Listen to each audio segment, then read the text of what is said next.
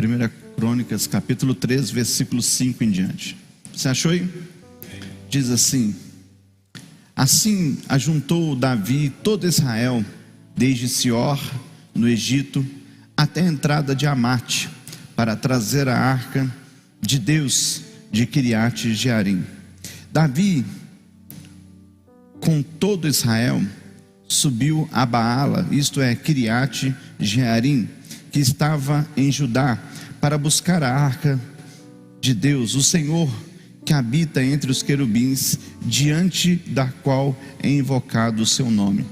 Levaram a arca sobre um carro novo, tirando-a da casa de Abinadab, Uzá, Aiô, conduziam um carro.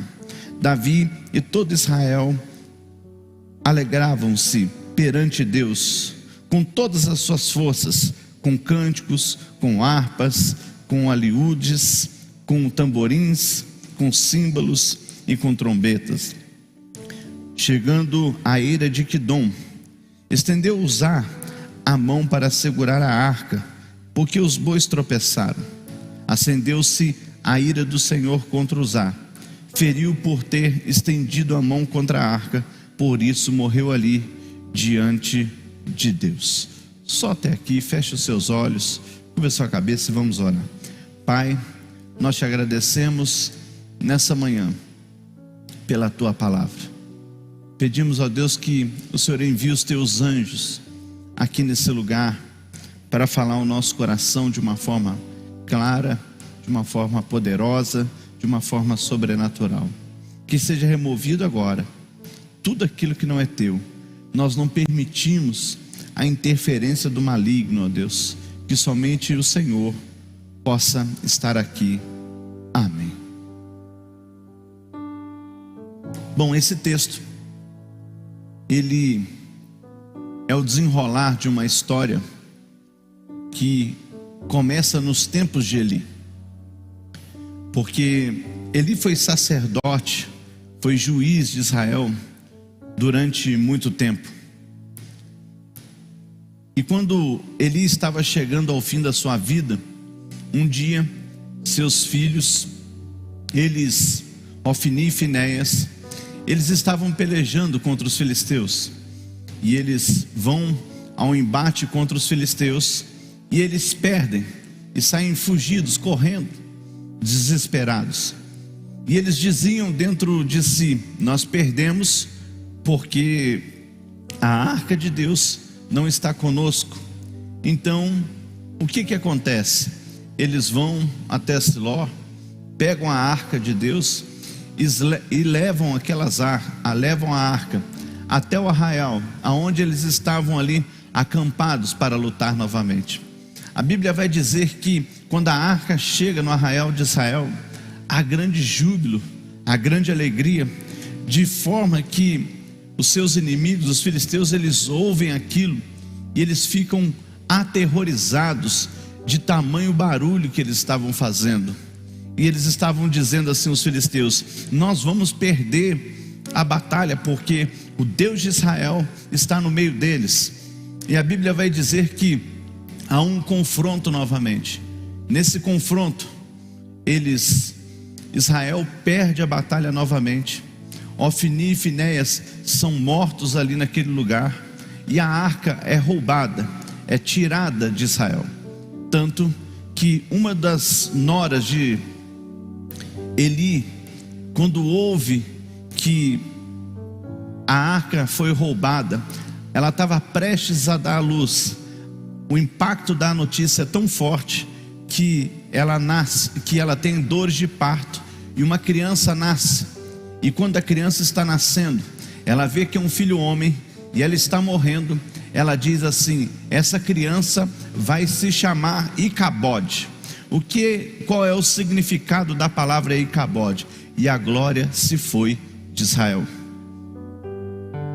Ele estava dizendo: a glória foi embora. Eu fico imaginando essa criança crescendo e sendo chamado de Icabode. Por onde ele passava, ele era o sinal de que a glória havia se ido de Israel, a glória havia se partido de Israel. Depois Deus castiga os filisteus com grandes pragas. Eles devolvem a arca e fica na casa de Abinadab. A Bíblia diz que a arca fica durante muito tempo ali, cerca de mais ou menos 20 anos. Eu estou falando isso para que você entenda o contexto que está acontecendo, porque às vezes eu vou ministrar aqui, mas você não vai entender o contexto, o porquê que isso está acontecendo, o porquê é que Davi teve que ir buscar a arca de Deus. Mas você precisa entender, para que você saiba aquilo que está por desenrolar dentro da mensagem. E você vai ver que quando a arca fica na casa de Abinadab, Saul começa a reinar sobre Israel. Mas Saul não tem o interesse, o desejo de buscar a arca. Ele diz: a arca que fique lá, acredito eu. Ele não se move de nenhuma forma para ir buscar a arca. Ele acha que seria normal a arca estar naquele lugar. Ele permite que a arca fique naquele lugar. Mas depois que Saul ele tira sua própria vida, a Bíblia diz que Davi ele passa a reinar sobre Israel. E a primeira atitude de Davi como rei é buscar a arca de Deus. Davi sabia que o segredo da vitória, o segredo do sucesso de uma vida não está na força que você tem, não está no poder que você tem, mas na presença de Deus que caminha com você. Davi sabia que se ele queria ou desejasse ter êxito no seu reinado, se ele quisesse que o seu reinado avançasse, Deus precisava estar presente continuamente sobre Israel, sobre a vida dele. Então Davi tem dentro do seu coração o desejo de buscar a arca. Então Davi diz: nós vamos buscar a arca. Davi estava com a intenção correta. Davi tinha no coração o desejo de buscar, mas a forma em que Davi faz para buscar a arca é a forma errada. Ele manda construir um carro novo, uma carroça nova, coloca bois e manda buscar a arca. Não era dessa forma que ele deveria fazer. Eu acredito que Davi ele foi imprudente no que ele fez, porque quanto maior você é, quanto mais Deus exalta você, quanto Deus mais honra você, quanto mais alto você vai subindo, mais pessoas Deus vai colocando para dar suporte a você. Ou seja, vai começar a existir conselheiros do seu lado, pessoas que entendem de diversos assuntos para aconselhar você, para direcionar você, tá certo? Para que você não tome uma decisão de qualquer jeito, para que você não atropele processos, para que você faça o melhor sempre. Eu acredito que Davi ele negligenciou os conselhos, porque existiam sacerdotes, existiam ali pessoas indicadas para dizer para ele: não é dessa forma em que você deve fazer. E aí fica aqui uma deixa para nós aqui nessa manhã, porque você muitas vezes tem a intenção certa, você tem o desejo certo, mas faz da forma errada. E quando você tem a intenção certa e você faz da forma errada, você não vai chegar em lugar nenhum. E muitas vezes isso tem acontecido na nossa vida, nos dias a dias. Muitas vezes nós queremos fazer a coisa certa da forma errada. E aí sabe o que acontece? Os resultados que nós vamos viver são resultados negativos, são frustrantes, são dolorosos. E nós começamos a questionar a Deus o porquê que as coisas estão dando errado se eu estou fazendo certo. Às vezes você está fazendo certo, mas da forma errada. Você precisa saber que existem formas de você fazer as coisas, existem jeito de você fazer as coisas. Por exemplo, eu vejo muitas vezes as pessoas dizerem para mim da seguinte forma: eu oferto, mas eu não consigo prosperar. Eu oferto, mas não enxergo as minhas sementes multiplicarem na minha vida. Mas veja que o princípio da semeadura, ele passa por uma coisa que muitas vezes nós não atentamos. Ele diz assim: se você de repente tem uma mágoa do teu irmão, se de repente você tem um problema com o teu irmão, e quando ele fala teu irmão, pode ser seu pai, sua mãe, seu tio, seu avô, seu conhecido, seu amigo, uma pessoa do seu trabalho. Ele diz assim: você pega a tua oferta, deixe ela sobre o altar ali, vá com ele, vá até ele, conserte com ele e depois entregue a sua oferta.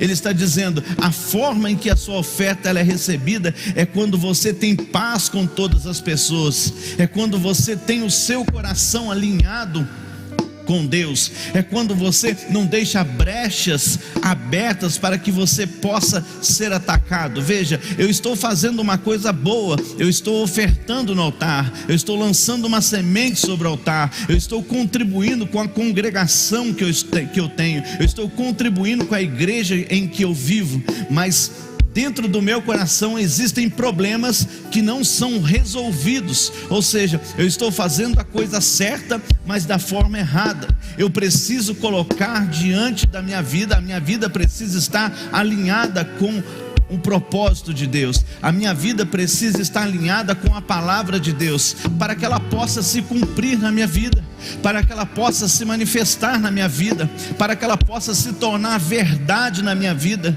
Muitas vezes nós falamos da palavra de Deus, nós citamos a palavra de Deus, mas ela não consegue se tornar verdade dentro de nós. Ela diz que eu tenho, mas eu não consigo ter. Ela diz que eu sou, mas eu não consigo ser. Ela diz que eu posso, mas eu não consigo. Ou seja, nós vamos começando a criar uma série de paralelos na nossa vida, ao invés de nós termos uma vida alinhada. Então Davi sabia o que ele tinha que fazer, mas ele não faz, ele faz da forma errada. E a Bíblia diz que eles vão lá todos felizes, não tem ninguém triste, não tem ninguém mais ou menos, não tem ninguém cabisbaixo. A Bíblia diz que eles põem a arca em cima do carro e começam a celebrar. Eu fico imaginando muitas vezes como era o momento de louvor deles, né? A Bíblia diz que Davi, só pulando um pouco, adiantando um pouco, quando Davi coloca a arca em Israel, a Bíblia diz que Davi estabelece ali o tabernáculo. E sabe o que acontece? Davi temia tanto a Deus, Davi amava tanto a Deus, que eles adoravam a Deus 24 horas por dia. Os levitas estavam ali, olha, louvando, celebrando, declarando a palavra de Deus. É extremamente interessante isso daí, porque eles pegam a arca, colocam a arca e eles vão alegres, celebrando. Eu pergunto para você, quando você vem à casa de Deus, você vem feliz ou vem cabisbaixo? Você vem travado ou você vem desamarrado? Ou você vem aqui para celebrar ao Deus Todo-Poderoso, ou você vem aqui simplesmente por um ritual de religiosidade, para que você possa participar de um lugar? Olha que nós crescemos dentro de um ambiente assim de religiosidade. Nós sabíamos que todos os domingos nós tínhamos que ir à igreja de qualquer forma. Não importa se eu ia ouvir ou não, se eu estava ouvindo ou não, não importa se eu iria praticar ou não. O importante era que eu deveria estar ali como ritual, como religiosidade. Aquilo que os seus avós passaram para você, aquilo que os seus pais passaram para você, e você de repente carrega isso até hoje. Você vem à igreja, mas vem como um ato de religiosidade.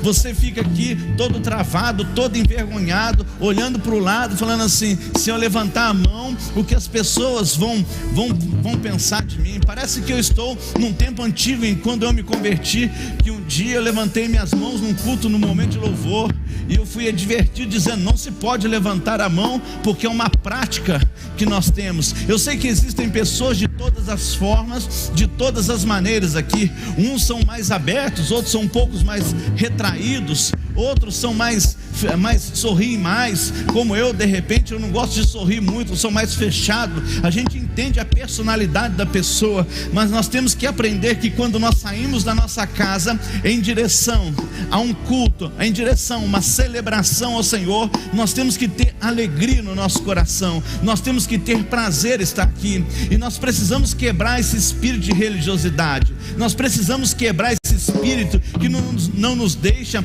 avançar na adoração, que não nos deixa avançar no momento do louvor, que nos impede de acessar lugares maiores, que nos impede de acessar lugares aonde nós podemos sentir a intensidade de Deus, a intensidade da presença de Deus, a intensidade do poder de Deus, aonde nós podemos acessar o sobrenatural de Deus. Nós estamos engessados, mas nós precisamos quebrar esse engessamento a partir de hoje, através do nome de Jesus. A Bíblia diz que Davi, ali ele estava feliz, e ali tinha harpa, ali tinha saltérios, ali tinha trombetas, ali tinha tudo, e eles estavam ali felizes, alegres, porque a arca estava indo. Mas de repente, no meio disso tudo que estava acontecendo, no meio de toda essa alegria, a Bíblia diz que Uzá toca na arca e ele é fulminado naquele momento. E aí eu começo a pensar um pouco sobre o desenrolar dessa situação. Eles estão felizes, eles estão louvando, eles estão fazendo uma coisa de uma forma, eles querem fazer a coisa certa da forma errada, e de repente alguém atropela o processo e toca na arca e morre. Que coisa interessante isso. Por que será que Uzá tocou na arca? Por que será que Uzá fez algo que não se deveria fazer? Todos sabiam que não deveriam ser, um homem normal, uma pessoa normal, não deveria tocar na arca. Existiam pessoas apropriadas para tocar na arca, existiam pessoas apropriadas para carregar a arca, mas de repente Uzá toca na arca e ele morre. Talvez o segundo ensinamento que nós vamos ter nesse texto é que Uzá, ele era filho de Abinadab, ou seja, 20 anos ele viu a arca dentro da sua casa, ou seja, ele se acostumou com a arca, ele se acostumou a crescer em volta da arca, ele se acostumou a olhar para a arca. Talvez criança, nós temos filhos pequenos, ou você já teve filho pequeno, você sabe que a mãozinha dele, o olho dele é a mão dele, não é os olhos dele. Eu sempre falo para o Caio, agora não porque ele já cresceu um pouco mais, mas quando o Caio era menor, e o Caio saía comigo, ia em alguma loja, e ele começava a tocar nas coisas, eu chamava ele no canto e falava assim: escute, o que tem olho na sua mão tem olho? Tem olhos? Ele diz: não, pai, não tem. Então por que você está tocando nas coisas? Ele diz: não, pai, é que não. Fala assim: não, a sua mão não tem olho, os seus olhos veem as coisas. Pare com essa mania de colocar as mãos nas coisas. Você não sabe se pode colocar as mãos ou não. Você fala: nossa, que isso, que duro. Não, você precisa ensinar para colocar limites, porque senão um dia ele vai chegar na casa de alguém e ele vai parecer um furacão, ele vai arrancar tudo do lugar, e depois você vai ficar com vergonha, e quando você for embora, eles vão falar assim: que criança terrível era essa? Misericórdia de Deus. Mas o que eu quero te dizer é que Uzá cresceu dentro de um ambiente onde tinha um costume ali, existia um costume. Então ele falou, ele deveria provavelmente ter tocado na arca alguma vez e nada ter acontecido. O perigo de nós nos acostumarmos com as coisas de Deus é que em algum momento nós seremos fulminados. Nós não podemos permitir que a nossa vida com Deus ela caia numa rotina. Você não pode permitir que o seu relacionamento com Deus ele vire uma rotina, um costume, um círculo em que onde as coisas se repetem, aonde você está preso em rituais na sua vida. Nós precisamos quebrar esse espírito na nossa vida da mesmice, porque quando você se acostuma, você vive a mesmice, a repetição das coisas. Você vai se enfraquecendo dia após dia por causa da mesmice. Talvez você está aqui hoje e você diz: olha, eu já fui mais lá em cima, eu já fui mais um adorador. Talvez você pode dizer: eu já estive no altar louvando. Talvez você pode dizer: eu estive no louvor tocando. Eu já servi na igreja como obreiro, eu já servi na igreja em outros departamentos da igreja, mas hoje você já não serve mais. Você não consegue ter força para dar continuidade naquilo que você faz. Você não tem mais força para romper as situações e as correntes que te prendem, ou situações que impedem você de avançar. E tudo isso acontece porque você se acostumou com as coisas de Deus. Você entrou num ciclo, você entrou numa mesmice, e isso é um perigo espiritual para a nossa vida. Não permita que a mesmice domine você. Não permita que você caia nas mesmas circunstâncias do que os outros caíram, porque senão você vai continuar da forma em que você está.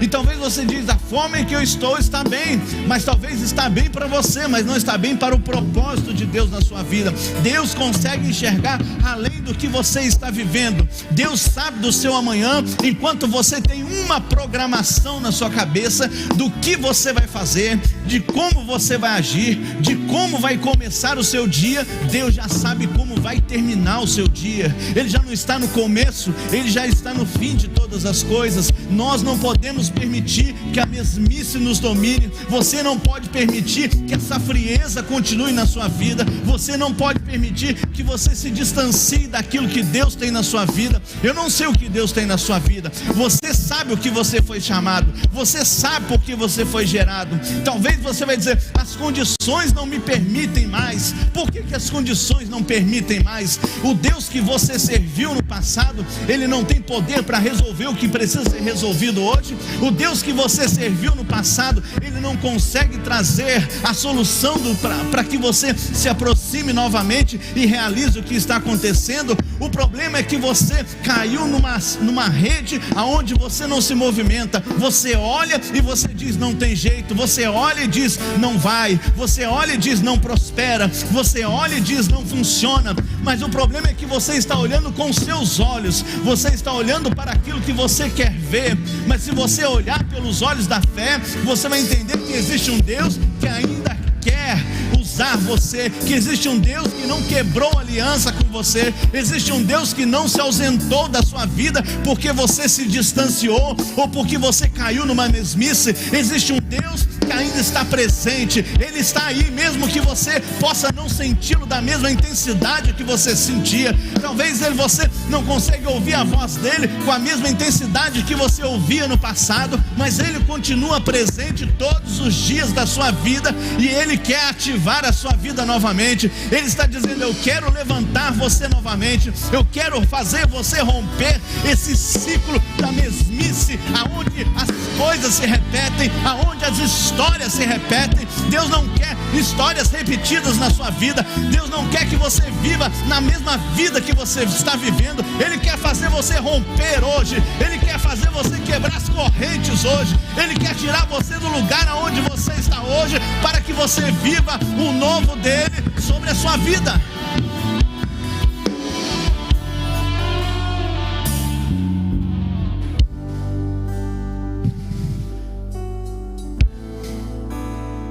Não deixe a sua vida cair numa mesmice.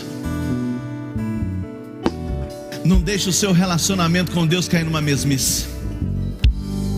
Não deixe 2 horas, 1h45 do seu tempo virar religiosidade. Porque uma das coisas que nós aprendemos na nossa vida é que religioso não vai para o céu. Porque religioso, ele tem os rituais, mas ele não tem a vida aberta. O religioso, ele sempre tem uma sentença de morte, porque ele está preso em rituais. Ele se escandaliza fácil, ele se ofende fácil, ele se afasta fácil, ele sai fácil, ele troca fácil, porque ele está dentro de uma religiosidade, dentro de um contexto. Muitas vezes até entendo, porque nós somos criados em alguns contextos difíceis de se quebrar, de alguns costumes de se quebrar.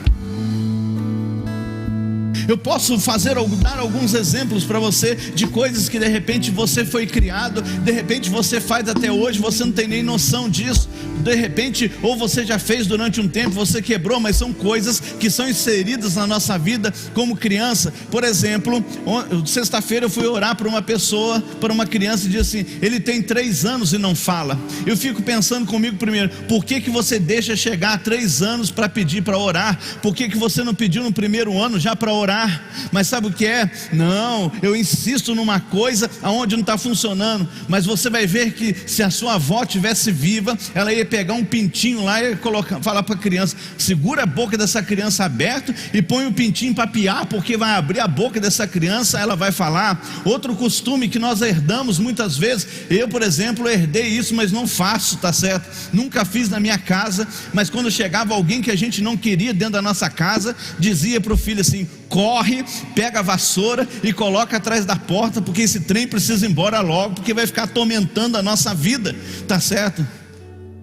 Outro costume que nós temos muitas vezes e não herdamos, por exemplo, não se passa debaixo de uma escada porque dá azar, tá certo? Outro costume que nós herdamos, eu já disse aqui algumas vezes: você pega a nota de $1 e coloca dentro da sua carteira, e foi ensinado você que de repente esse dólar chama dinheiro, mas se você continua com a sua vida financeira derrotada, fracassada, na mesmice, você trabalha mas não prospera, você faz mas não acontece, e você continua machuca esse dólar aí, diz: ninguém toca nesse dinheiro, porque esse dinheiro aqui, olha, é ele que vai chamar dinheiro. Parece que você não serve o Deus do ouro e da prata. Ele diz: minha é o ouro, minha é a prata. Deus está dizendo assim: olha, não é o dólar que traz dinheiro, não é o dólar que te prospera, sou eu que te prospero. Não é o dólar que abre as portas, mas eu sou o Senhor das portas. Não é o dólar que gera oportunidade, sou eu, o Deus das oportunidades, que faço na sua vida. Ou seja, nós crescemos dentro de um sistema que é difícil de se quebrar, mas vai se quebrando quando nós aplicamos o nosso coração. Nós vamos quebrando esses ciclos, nós vamos quebrando esses costumes, e existem coisas na sua vida hoje, nessa manhã, que vão ser quebradas através do nome de Jesus, porque é tempo de se aprofundar, é tempo de imergir mais fundo, é tempo de ir mais fundo, é tempo de acessar lugares aonde você não acessou, é tempo de você viver coisas que você não viveu na sua vida, é tempo de você experimentar coisas que você não experimentou na sua vida. Nós não somos usar, nós não vamos ser fulminados no meio do caminho, nós vamos chegar ao lugar da adoração, ao lugar da nossa vitória.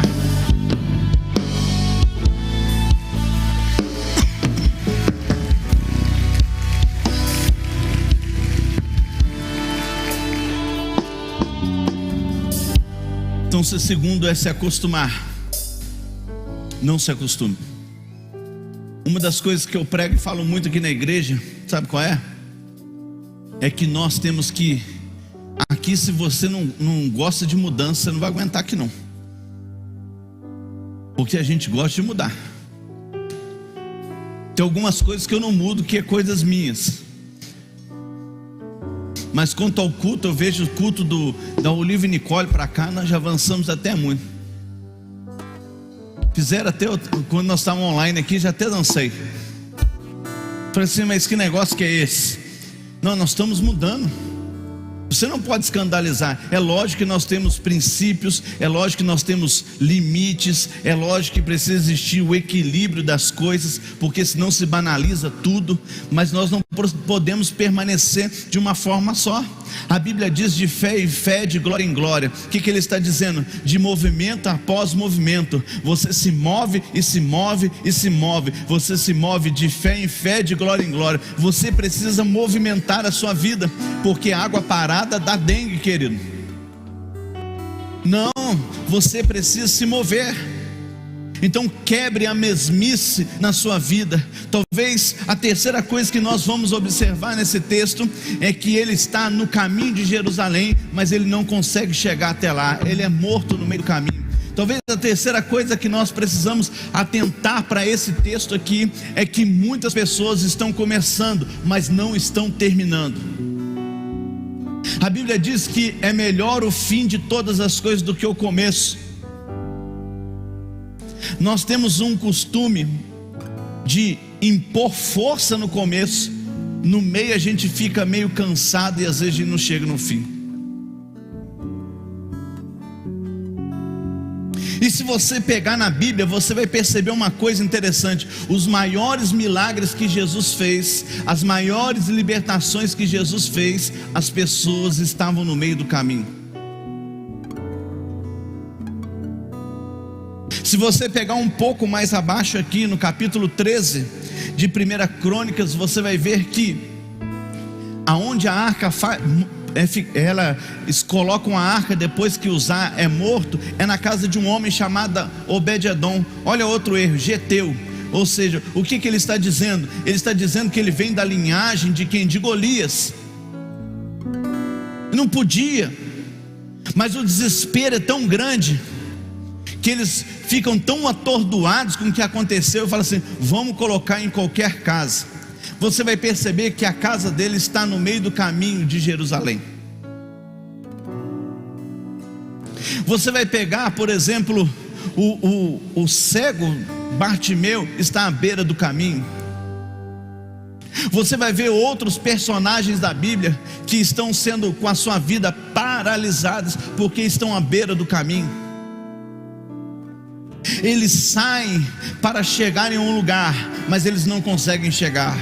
Você vai pegar o evangelho de Mateus, de Marcos e de Lucas, eles vão falar sobre uma ordem que Jesus dá aos seus discípulos, dizendo assim: olha, eu estou aqui, peguem o barco, vão para o outro lado da margem, porque eu vou encontrar com vocês mais tarde. Mais tarde nós nos vemos. A Bíblia diz que eles estão ali eles estão navegando, e no meio do caminho se levanta uma grande tempestade, e essa tempestade vem o que? Para paralisar, para destruir, para frustrar, para matar. E eles se cansam. A Bíblia diz que eles estão tão cansados que ele diz assim: a quarta vigília da noite, ou seja, 4 horas da manhã, mais ou menos, entre 3 e 4 horas da manhã. Imagine você impondo força, tanta força, você diz assim: eu não aguento mais, essa tempestade não passa, o problema não passa, eu vou largar agora os remos desse negócio, porque nós vamos morrer, porque não há mais solução. Mas a Bíblia diz que Jesus vem andando sobre as águas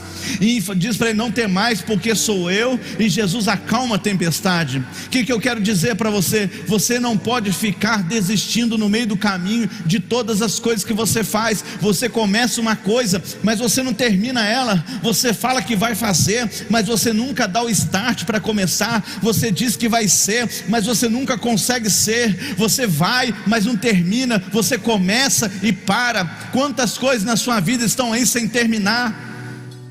Mas por quê? Porque está faltando você se alinhar com o propósito de Deus, está faltando você se alinhar com a vontade de Deus. Não é à beira do caminho. Você acha que você, como coroa da criação, você acha como o melhor de Deus, Deus gerou você para ficar no meio do caminho? Você acha que Deus gerou você para ficar aí onde você está, da forma em que você está? Eu acredito que um Deus que sabe todas as coisas, na sua onisciência, um Deus que diz que conhece você antes que fosse formado no ventre da tua mãe. Ele te conheceu e ele já sabia o nome que os seus pais dariam a você, então ele te chamava pelo nome, ele te tratava pelo nome. Como é que é um Deus que sabe todas as coisas, projeta alguém como coroa da criação, como aquele que está por cima e não por baixo, para ficar numa vida no meio do caminho? Você já parou para pensar que Deus não formou você para isso? Deus não formou você para os insucessos. Deus não formou você para os fracassos. Deus não formou você para ficar tropeçando, arrastando por aí. Deus não fez você para isso. Deus não gerou você para isso. Deus não construiu você para um propósito desse. Porque que Deus é esse? Que Pai é esse? E Jesus diz o seguinte: vós, pais, sendo maus, se o teu filho te pede um pão, você dá uma pedra a ele. Jesus diz: vocês são maus, vocês são maus. Dentro do coração de vocês há perversidade, mas mesmo assim vocês conseguem fazer coisas boas. Quem dirá o Pai que está nos céus? Ele está dizendo: olha, se ainda dentro de maldades que existem dentro de você, você consegue fazer o bem, quem dirá Deus que está nos céus, que é o Todo-Poderoso, o nosso Pai maior? Eu quero dizer para você: Deus não tem projetos de fracassos na sua vida. Deus não tem projetos de paralisação na sua vida. Eu quero declarar sobre a tua vida que tudo aquilo que está quebrado, paralisado, que em nome de Jesus está sendo quebrado a partir de agora. Tudo aquilo que não funciona na sua vida, que não deixa você prosseguir, que impede você de avançar, que impede você de firmar os teus passos, Deus quebra isso hoje, nessa manhã, através do nome de Jesus. Chega de darmos passos para frente e retrocedermos nos nossos passos e voltarmos no mesmo lugar ou em situações piores. Deus hoje ele se manifesta na sua vida para que você saia do meio e você chegue onde você precisa chegar. Você está debaixo de uma palavra. E qual é a palavra? Eu vou te encontrar do outro lado da margem. Eu quero dizer, não importa se a tempestade ela está grande, não importa se o vento está forte, mas o que importa é a palavra que vem do céu sobre a nossa vida, que está dizendo: você vai chegar.